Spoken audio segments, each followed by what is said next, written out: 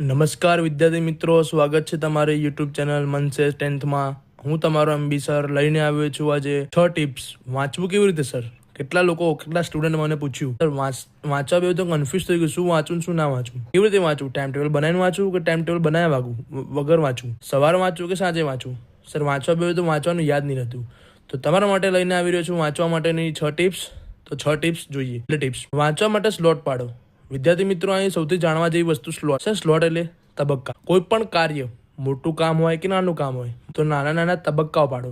Slot 45 minute જેમ 15 minute. Sir આનો મતલબ 45 મિનિટ વાંચો, 15 મિનિટ રિલેક્સ રિવિઝન કરો, અથવા 15 મિનિટ તમે શાંતિથી રૂમમાં બેસીને વિઝ્યુઅલાઇઝેશન કરો, સ્મરણ કરો કે તમે શું વાંચ્યું શું નહીં વાંચ્યું। ટીપ 1 ખબર પડી ગઈ?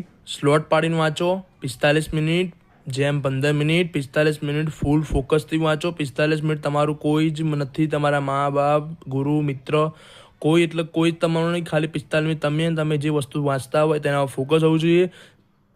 કલાકની 15 મિનિટ જે વધી તેની અંદર તમારે 15 મિનિટ મગજને રિલેક્સ કરવાનું છે, વિચારવાનું કે મેં 45 મિનિટમાં શું વાંચ્યું। ડન।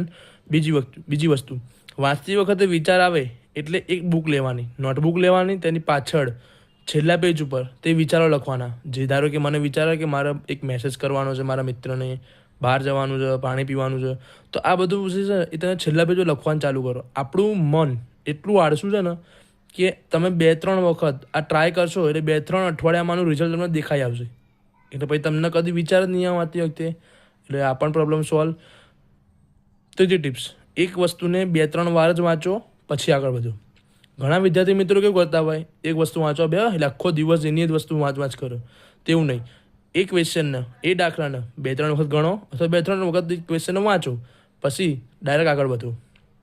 ચોથી ટિપ્સ, વાંચતા તમારા હાથમાં મોબાઈલ કે તમે ટીવી આગળ બેસેલા ના હોવા જોઈએ। તમે તમારા ઘરના એવા સેપરેટ ખૂણે બેસેલા હોવા જોઈએ કે જ્યાં તમે અને તમારી ચોપડી, નોટબુક અને બધું હોય। પાંચમી ટિપ્સ, વાંચવા બેસો તેના પહેલાં ભગવાનને યાદ કરી પછી વાંચવાનું ચાલુ કરો।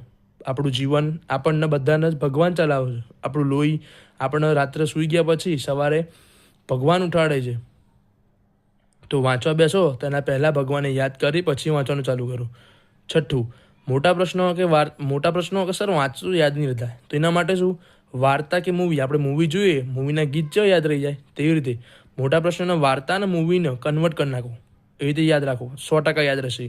અને એક બોનસ ટીપ તમારા માટે, 3 જેમ 5 જેમ 7 જેમ 9 જેમ। સર આનો મતલબ આ ટ્રીક અપનાવો રિવિઝન માટે। આજે વાંચી લીધું, એક ચેપ્ટર ડન થઈ ગયું, તો 3 દિવસે પાછું ચેપ્ટર રિવિઝન કરો, પછી પાછું 5મા દિવસે કરો, પછી પાછું 7મા દિવસે કરો, પાછું 9મા દિવસે કરો। જો તમે આ 6 ટિપ્સ અને એક બોનસ ટિપ્સ જો અપનાવી લીધી, તો તમારા 10મા ધોરણમાં તમને ટોપર બનતા કોઈ જ નહીં રોકી શકે। એટલે તમે આ 6 ટિપ્સને ફોલો કરો। આવો બીજા જ વિડીયો હું બનાવતો રહીશ તમારા માટે। કોમેન્ટમાં લખતા જજો તમારા કયા વિષય પર વિડીયો જોઈએ છે। આપણે નવા વિડીયોમાં મળીશું, ત્યાં સુધી મારા બધા જ મિત્રોને જય શ્રી કૃષ્ણ। તમારે જે પણ ડાઉટ હોય તે કોમેન્ટ સેક્શનમાં લખી શકો છો। વિડીયો ગમ્યો હોય તો લાઇક, શેર, સબસ્ક્રાઈબ જરૂર કરજો, જેનાથી અમને મોટિવેશન મળે કે આગળ નવા વિડીયો બનાવતા રહીએ। 10માના કોઈ પણ છોકરો, ગામડાનો છોકરો પણ 10મું ધોરણ સરળતાથી પાસ કરી શકે અને સારા નંબર લાવી શકે, તે હેતુથી આ વિડીયો અને ચેનલ બનાવી છે। તો જય શ્રી કૃષ્ણ મિત્રો।